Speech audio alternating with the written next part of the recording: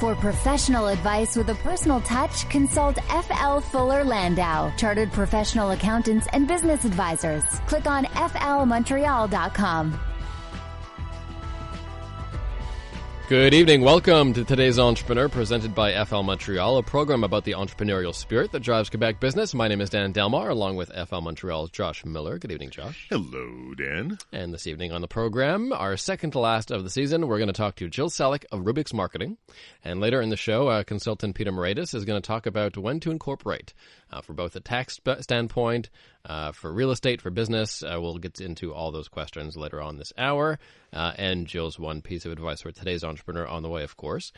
We should mention that next week's show is going to be really special, Josh, because it's we're taking it outside of the studio. We are. It's it's good to get out, a little refreshing. You never know, and it's going to be a lot of fun. Yep. Should we spill the beans, or? I think we could maybe spill the beans later on. Later on. Okay, stay tuned. It's going to be big. I mean, one of the great Montreal entrepreneurs. Well-known name, no question about it, well-known name. Okay, so that's on the way. But first, some good news for entrepreneurial news and notes. Canada adding nearly 28,000 jobs in May. You know, and I would say it is good news, but there is a little bit of not so great news as part of it because, as we've heard from many entrepreneurs, Dan, over this season especially, so difficult to find people. Why? Because the unemployment rate keeps dropping. It is unbelievable. I mean, Quebec is now, just around 5%, which still is super low. Canada added about 27,000 jobs. This is after in April, they added about 106,000. So when we're talking about human resource challenges, there's a reason it's tough to find people is because there are fewer and fewer people out there. Now, why are there fewer people, or some of them are starting their own business? There's, if you dissect all the information that comes in employment, there's a whole bunch of factors that come into play. Notwithstanding all that, it's not easy to find people. You got to start being creative out there. However you got to do it, whether you're showing your culture online, whether you have better hours, whether you have a little bit more fun, whether you find the right culture that stimulates, whatever you got to do, now's the time to step up because there's just fewer and fewer people out there looking for jobs. And if you're a job seeker, I guess now you have more opportunity than you would in previous years. What advice would you give to job seekers if they want to, negotiate a little bit more or anything like that? Do you think that there's room these days to negotiate, 5-10% more salary? I think there probably is. That being said, I don't think the money is where you need to really look at because if you're going to enjoy, the money will eventually come. If you are unhappy working somewhere, well, you can be paid that 5, 10, 15% more, but you might hate going into work every day. So I would say do your homework, do your due diligence, meet the people that you might be working with to the extent that your future employer will let you to know what kind of environment that you're going to be in. Don't put it all on the dollars and salary. You can't downplay it, you can't ignore it. It's an important factor, but not the be all and end all. Some new rules for Airbnb. This is big in terms of the hospitality industry here in Quebec, especially during the summer. So Airbnb, there'll be a few more rules. I would describe it as probably marginal costs for the rent for the Airbnb owners of places to rent out. But in general, an effort by Montreal to make sure that Airbnb doesn't shut down the hotel industry here. Well, that's just it. And this. Yes, there's a rule coming in that says starting in September, anybody who wants to rent their property for less than 31 consecutive days has to pay an administration fee. That's only about $75, but you have to register with the Quebec government that you are doing this. And if you don't, it's not $75. It's the penalty if you don't register with them. That could be $10,000 for an individual or up to $25,000 for a corporation. For me, this is just another I don't want to say attack, but another kind of jab to the sharing economy. And it's good and bad. I mean, it's definitely I understand for hotels and for the bed and breakfast and that it definitely takes up space. That being said, is there enough to begin with? So like look at Uber, right? Uber, they got hammered, the rates went up. So I think that was good for the other taxi drivers. Is it good for the consumer? Well, if there's no choice, then it's okay. But Is it good for tourism? Is it good for there's so many questions that come into play, but there's no doubt that if you are going to rent your place Airbnb and you are not going to register it, you will be rolling the dice and taking a chance that you're not going to get fined. And it's not worth it. I mean, if you have a good place to rent, you'll make money off of it. And you're a business, you should charge tax. Anyway, so entrepreneur.com, this one is interesting. Forget the team building exercises, how to cultivate productive teams instead. So what does it recommend in terms of getting away from those kind of trust fall kind of exercises that everyone hates? Well, it's, trust falls. I can't remember the last time that somebody did a trust fall or suggested a trust fall. Certainly not with me, nor would I take them up on it. I think the gist of the article here that I'm reading at entrepreneur.com is, I would say, geared more towards the younger generation, the millennials, the Gen Zs, and because it's really suggesting their involvement. It's suggesting giving them challenges or challenging problems to deal with and not spoon feeding them. It's suggesting offering them real independence and don't be that helicopter boss that hovers around and does it all. So give and respect their time. That's one thing I've had discussions with a few people lately about time. Do you clock hours? Do you watch it? Do you care more about the time than the result? And personally, I think every employer should care way more about the result than the time.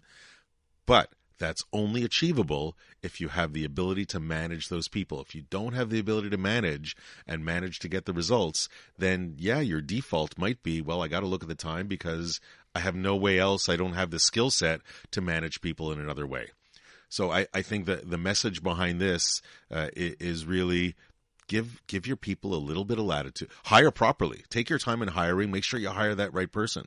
But once you have that team around you, let them do it. Give them the right direction, and let them go. Yes, you got to check in, but let them go. You might be surprised on what you get. Happily surprised. Tonight, the Raptors could win the NBA title, and this streak they've been having has cost McDonald's in excess of $5 million. How did that happen? This is great. And how do you not talk about the Raptors, even as a Montrealer? Okay, we're not talking about hockey. We're talking basketball. We don't have a basketball team, so I'm great. Go Raptors. The North, it's really good. So McDonald's, as we've seen at hockey games where, you can get a certain amount of wings, if somebody scores enough goals. Here, they're saying if the Raptors score more than 12 3-pointers, you get a free fry. Well, I got to tell you, that's it. It definitely brings people in, and yes, they may have given up in excess of over $5 million in the span of the last week or two, but they're getting people in the door. Dan, last week we spoke about giving away data, like your personal information. The way to get your free fry is you have to download a McDonald's app. You have to input some information. So they're capturing data that they're ultimately going to be able to use later on. Plus, okay, you order a fry, chances are you're going to have more than French fry when you walk in the door, whether it's a drink, whether it's a burger, whatever it is. So I'm not so convinced they really lost the $5.4 million that they say. I think it's a pretty decent investment, certainly in today's days where data, Internet of Things, big data is huge. Also, these media contests, they're kind of risky. If you're placing a bet on a current event and the results are unpredictable, there are actually insurance companies that will insure these crazy bets. For sure. Better get the losses a bit. It's like hole-in-ones, like win a car for a hole-in-one. Yeah. There's insurance to protect against that. And dollars to donuts, every single golf tournament that has that hole-in-one for sure has insurance. This also from entrepreneur.com. Missing Game of Thrones already? I'm not, but here are 10 lessons you can learn while rewatching the series. So lessons for business. Lessons for business. From Game of Thrones. I must say I don't watch GOT, Game of Thrones, but in thinking about the medieval times, there's definitely some lessons to be learned. And I won't go through all of them, but I'll definitely mention some of them. One, hard times are coming. Eventually hard times will come. So brace yourself for it.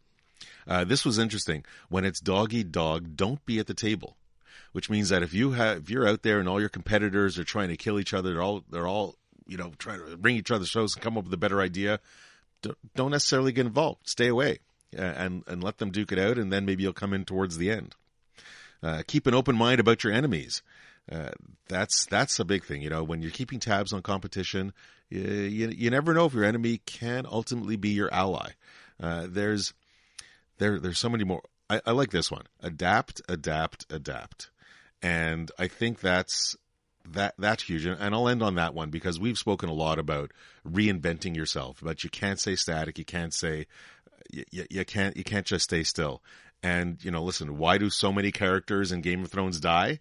Probably because they don't adapt and they don't do some of these things. So adapt, adapt, adapt. I think that's also a great lesson to be learned from Game of Thrones. And number 9, treat your people well. I would add, don't behead your employees. That's bad for our business. That's probably not a good thing.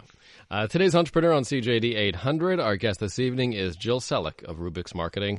And that is on the way.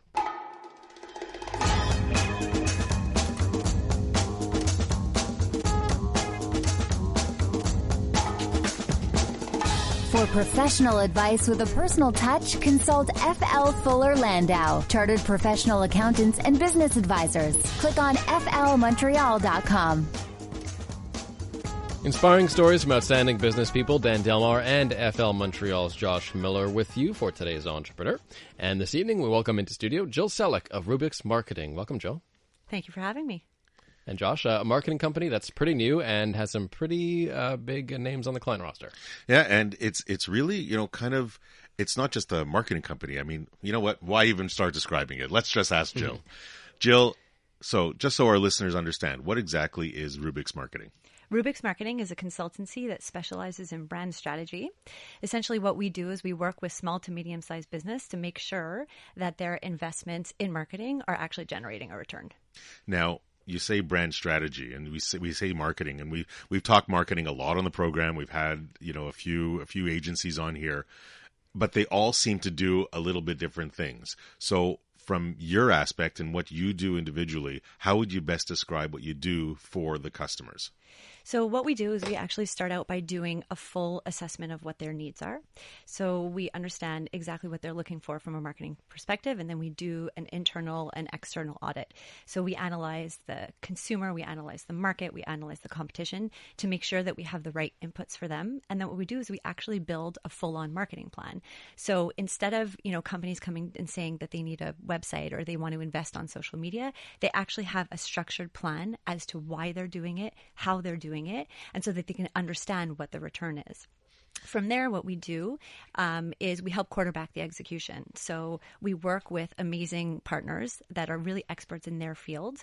And what we do is we project manage it so that the amazing plan is not, you know, crumbling apart in the execution. Because so kind of like basically playing quarterback for the stuff that you don't do yourself. Exactly.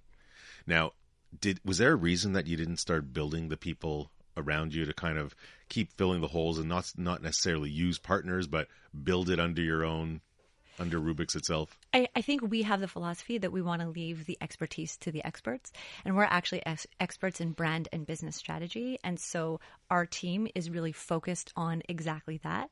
And we work with a number of different partners in each of their areas of expertise.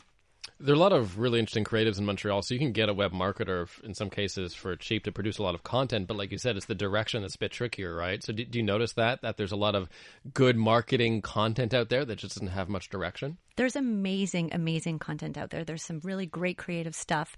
But at the end of the day, a client needs to have the creativity, but it needs to move the needle as well. So even the best, most creative ideas, if they're not generating business result, the investment wasn't worthwhile.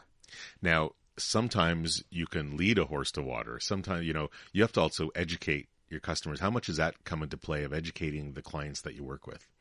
You know, we're really lucky because the clients that we work with see the value in marketing and they're ready to invest. They just want to make sure that they're doing it in the right place.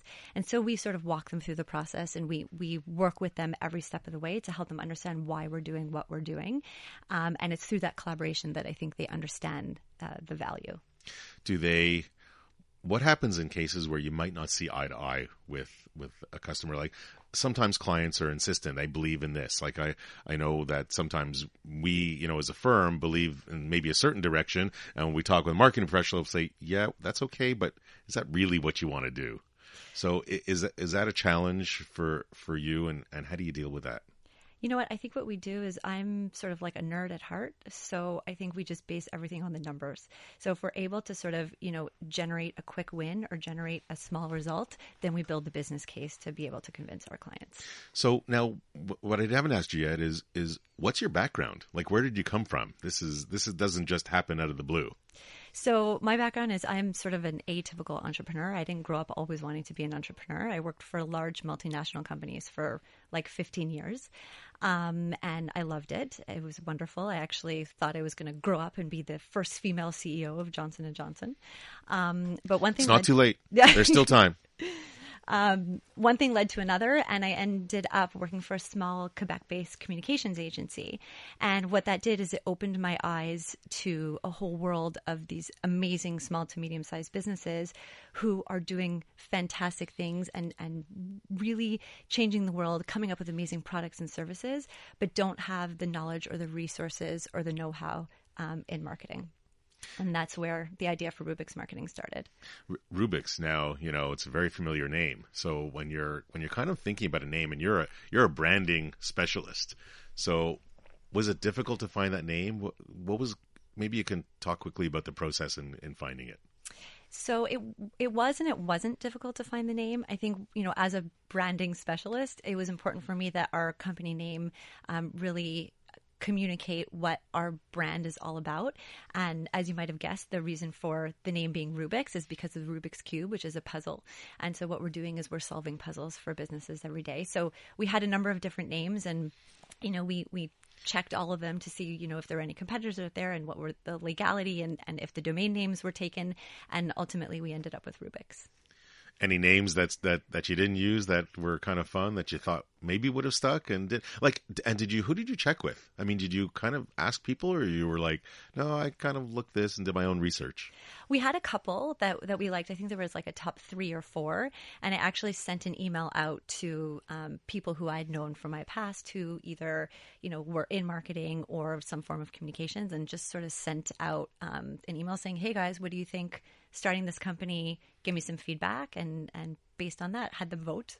It was as simple as that. You said you came from larger organizations, and you didn't necessarily always think that you would become an entrepreneur.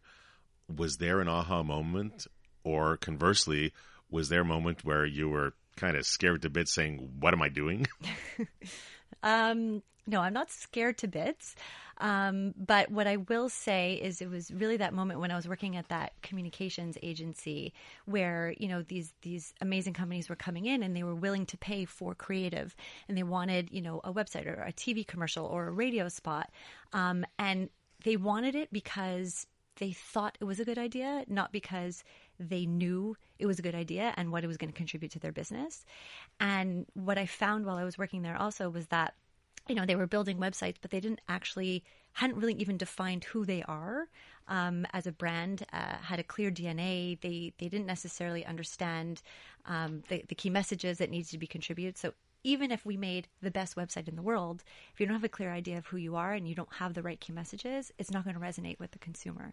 And that's basically was my aha moment. And that's great. And I know you said you called yourself atypical, and I know part of that is that you're a big planner. So when we come back in the next segment, we're going to talk about your planning and business plan and how you kind of stick to it and not stick to it, and of course the team around you and some of the concepts and culture that you've been able to build. Plus on the way, consultant Peter Moretus on when to incorporate. For professional advice with a personal touch, consult FL Fuller Landau, Chartered Professional Accountants and Business Advisors. Click on flmontreal.com. Welcome back to today's Entrepreneur, presented by FL Montreal, a program about the entrepreneurial spirit that drives Quebec business. So my name is Dan Delmar, along with FL Montreal's Josh Miller.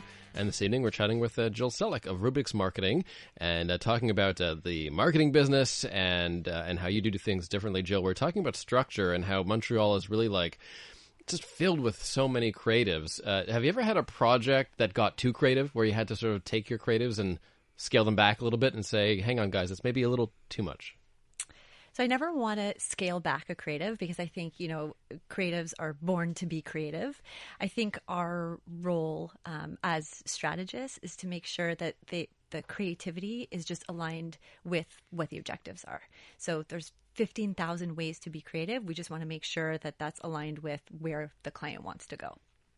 I called you a name before our last break. I called you a planner. Hopefully that wasn't too derogatory, but actually very important, because when we're talking about planning, you're talking about starting a business. I guess my first question comes to my mind is, did you actually write a business plan? Absolutely. I wrote a business plan, and the irony of it's not derogatory at all, but the irony of it is my business is based on planning. That's literally what we do all day, every day, is we help structure organizations in their marketing efforts. We build plans all day long. So my love for planning has really turned into what I do on a day-to-day basis.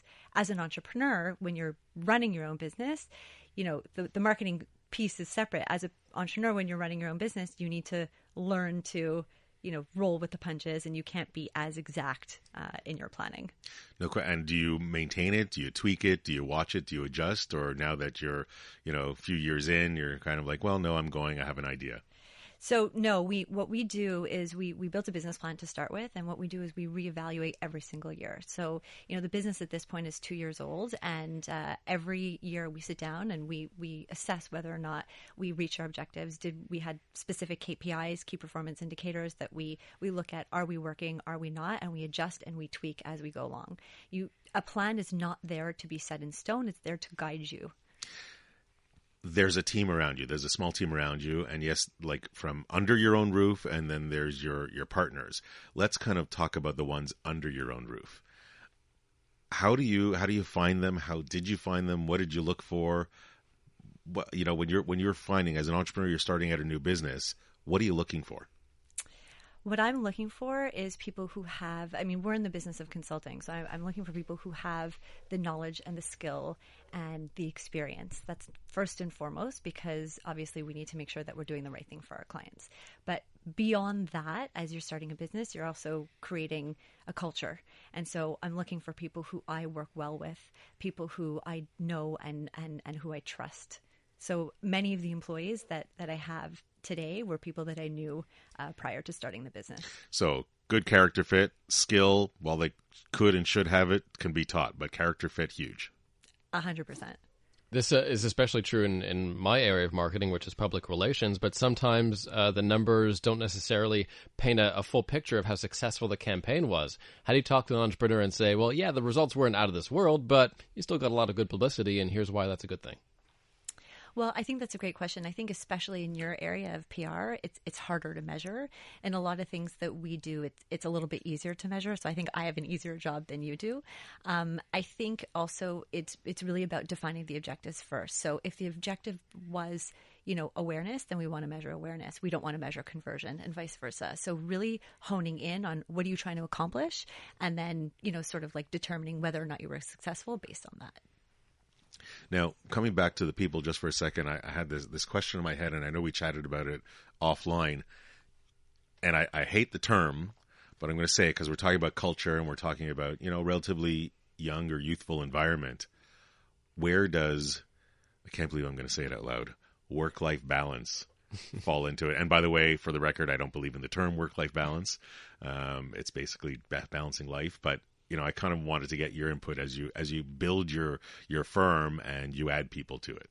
So I'm going to agree with you and say that I absolutely detest the term work-life balance, because, essentially what a balance means is that you're picturing two sides of the scale and you think that there's an equilibrium. But on any given day, there's not an equilibrium.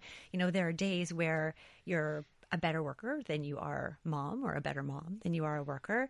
My approach and what I'm trying to instill and build in the company is really this idea of playing the long game. It's not about a balance. It's more about integration, just integrating work into life and life into work. And as a mom and, a youthful mom with young kids, as a female entrepreneur, have you mastered it? No, I don't think anybody's mastered it. But, there are days where I can be at my son's Little League game and, if they're warming up the pitcher, I'm checking an email.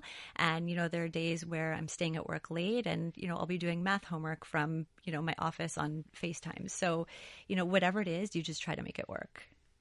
Now, here's the tough question, because sometimes, when you're asking a specialist in their field about their own, it's sometimes not the easiest answer. What about your own marketing? What is your vision of where Rubix is or could be and what you're kind of working or maybe not working? I think that's a great question. I think, we're a young business. Like I said, I started the business 2 years ago. And for me, year one was really about testing whether or not this was a viable business opportunity. I had a hunch that there was a need for small to medium-sized businesses to structure their marketing efforts, but I didn't know. So year one was really validating the business. Year two was really about putting the structure and the processes in place in order to support driving the business. Year three for me is more about growing the business, and that's, I think, where we'll start to invest and do marketing. We're a marketing company who has been so focused on building the business and doing right by our clients that we haven't necessarily marketed ourselves yet. Do you see yourself heading towards a specific niche? I know early on it's like near impossible to say no to a customer, and you kind of you just want to accept everything because you gotta feed the business. But do you see yourself heading towards a certain niche ever? I don't necessarily see us heading toward a certain niche. I think, we work with companies that range in various industries, from B2B to B2C. But I do think that we want to find the right clients who we're able to really help. So there might be clients who reach out to us who might not necessarily be the right fit. And we're at a stage now where we can be a little bit more choosy, I guess, about the people that we work with. So we're really communicating the value. Does that mean you've said no to a client? It means we've said no to a client. Was that tough? It was tough, but it was the right thing, not only for Rubix Marketing, but for the client as well. I don't want people investing, in a plan that is not able to be executed properly, because then they're taking their money. And for small to medium-sized businesses, every penny counts. You don't want them to waste it. Today's entrepreneur on CJD 800, Jill Selick of Rubix Marketing, will have her one piece of advice for today's entrepreneur on the way. And next, consultant Peter Moraidis on when to incorporate. When's the right time from both a business and real estate standpoint. So that is up next.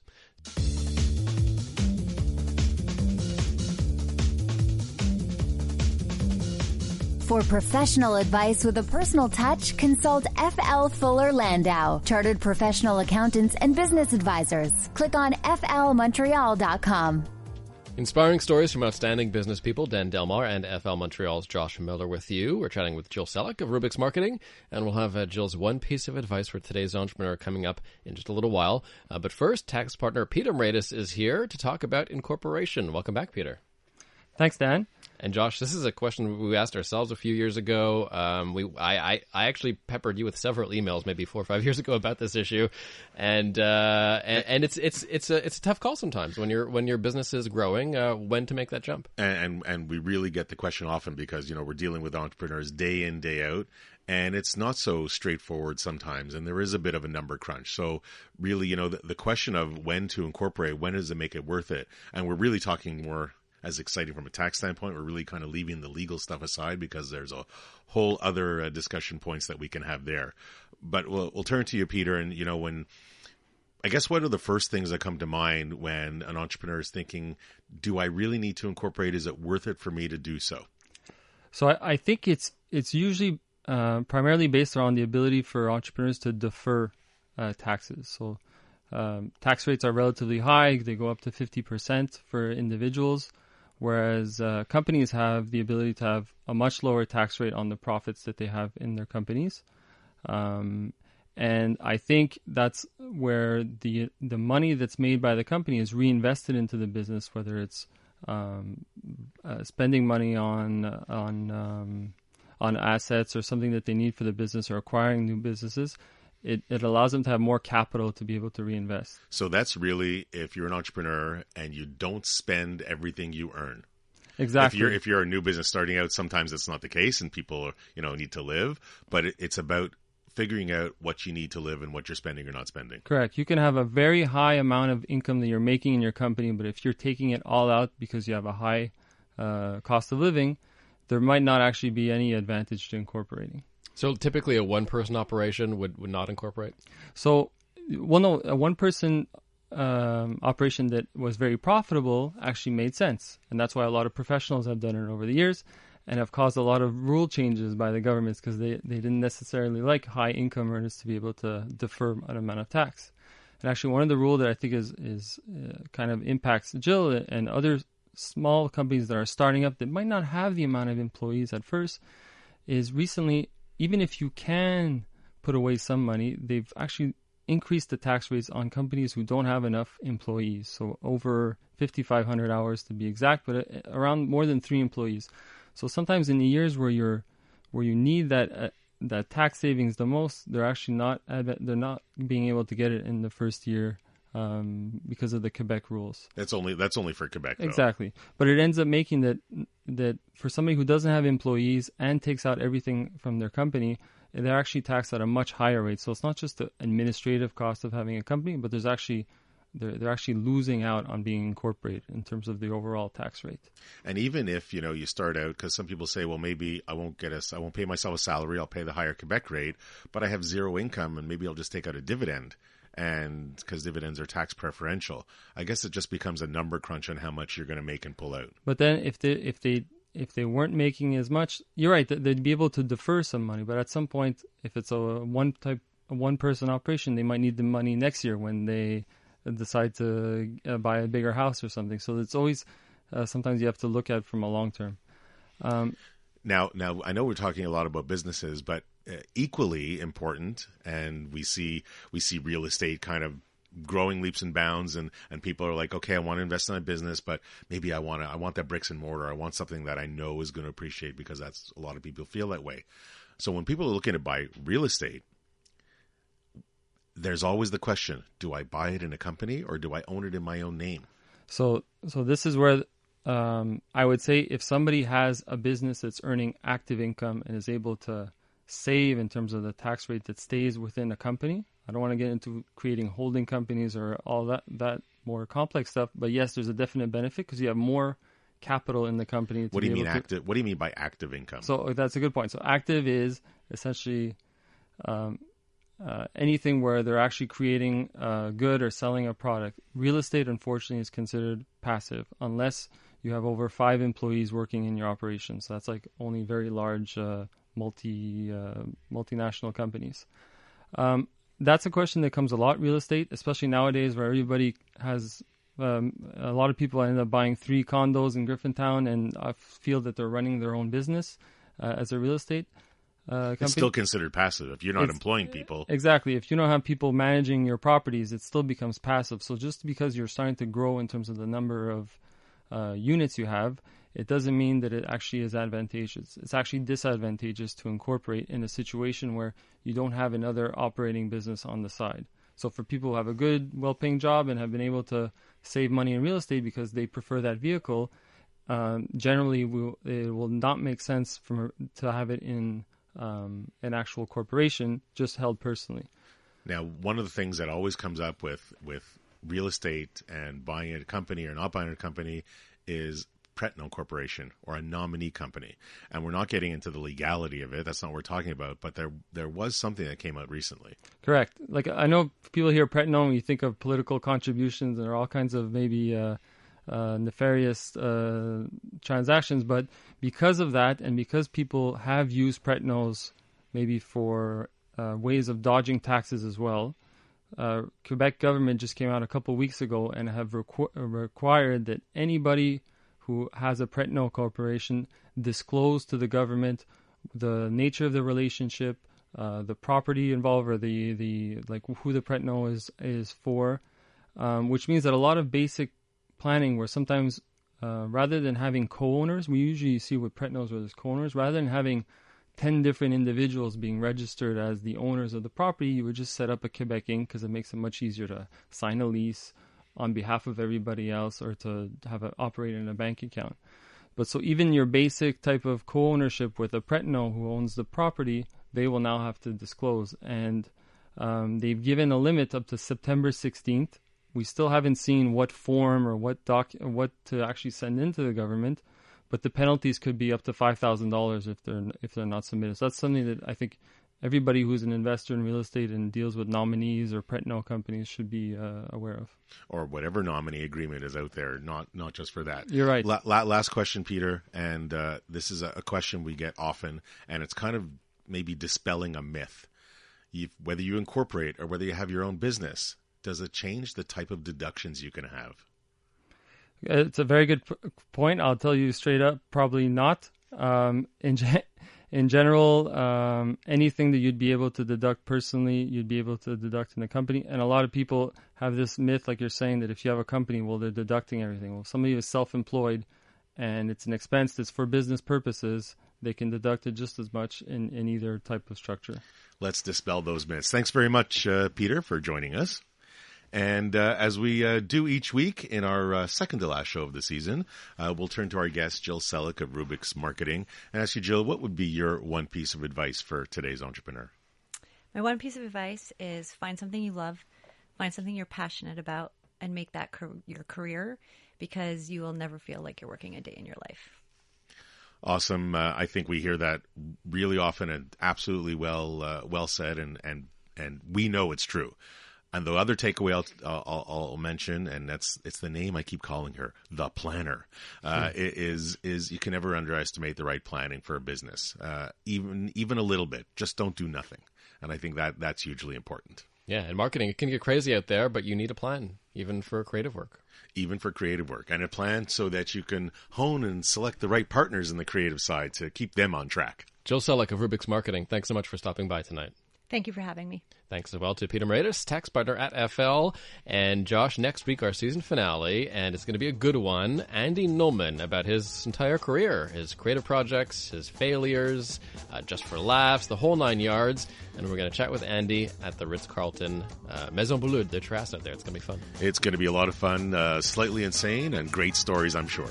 And there'll be a web extra as well next week, so we're going to tape a little bit more with Andy, uncensored, and have that up at todaysentrepreneur.org as of next Monday night at 7 p.m. So we'll see you then. Have a good weekend. Have a good week. Bye-bye.